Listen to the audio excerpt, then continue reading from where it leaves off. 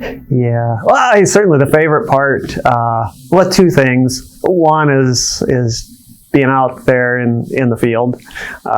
It's funny. I grew up on a farm, and growing up on a farm, you're mostly outside, and then you go to school, go to college, go to grad school, and there's a lot of inside work, some lab work, but then going outside and then in the field it's kind of like recess, So that certainly is the most enjoyable thing, seeing, when an agronomic event happens and you see what withstood the wind or what didn't. So that's one thing. And the other thing is just the interactions with the staff at the stations, from the part-timers to other breeders, and other breeders, you share ideas and bounce ideas back and forth. So that's really good too.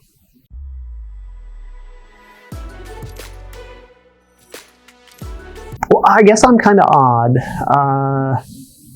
I knew since I was 4 years old that this is what I wanted to do. And that's not really too much of a stretch. My dad had found back in the days, when we had corn that we picked by the ear, my dad found a red ear. It was just that big, and he gave it to me, and I thought that was the coolest thing. I just thought that was so neat, and I planted it out the next summer, right next to the house. Terrible place to put it, but I was there watching it grow every day, and I was so proud of my little crop. And I think my dad just said, well, maybe you'll be a corn breeder someday or something. I just stuck, and so that's what I always knew I wanted to do. And it's a perfect job because there's inside and outside, and so that's great. So that's kind of the story behind that.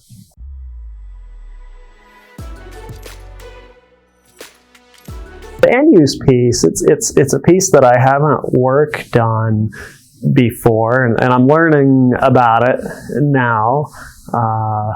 You continue to learn every day, right? But certainly learning more about it.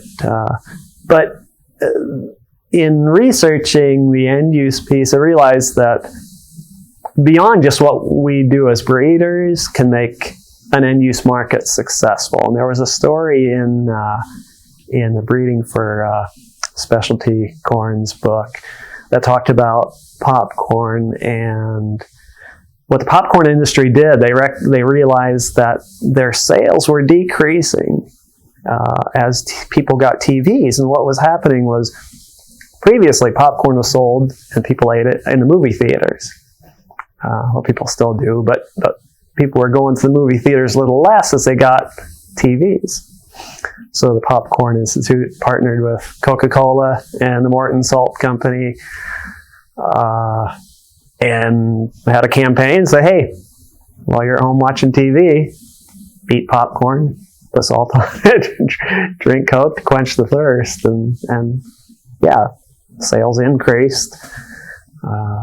Because people watch TV every night instead of going to the movie theaters maybe once a week or so. So it's a really interesting story that us as plant breeders, we do our job, but we need to partner with others in the business too.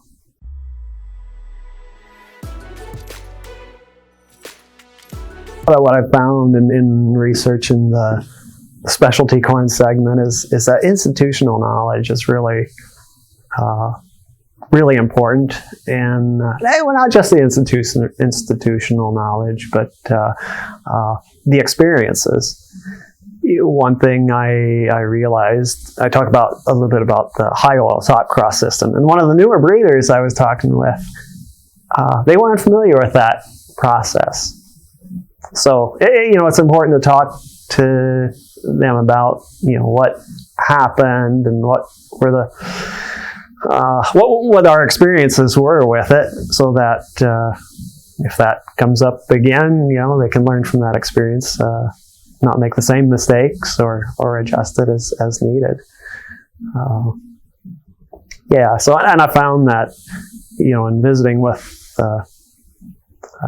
some of the retired breeders, they got a wealth of knowledge that is good to dig into.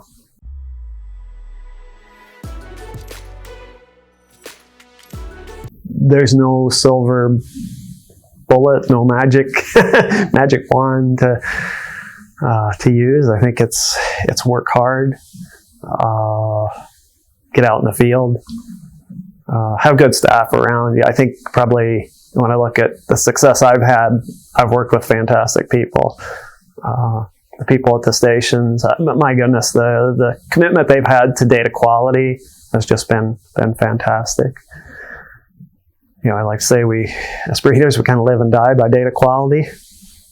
So it takes a whole staff of people to bring good data quality forward. So that's a big part of it. And then, be on the lookout for new innovations and not be afraid of them, and learn how to adapt them into your program.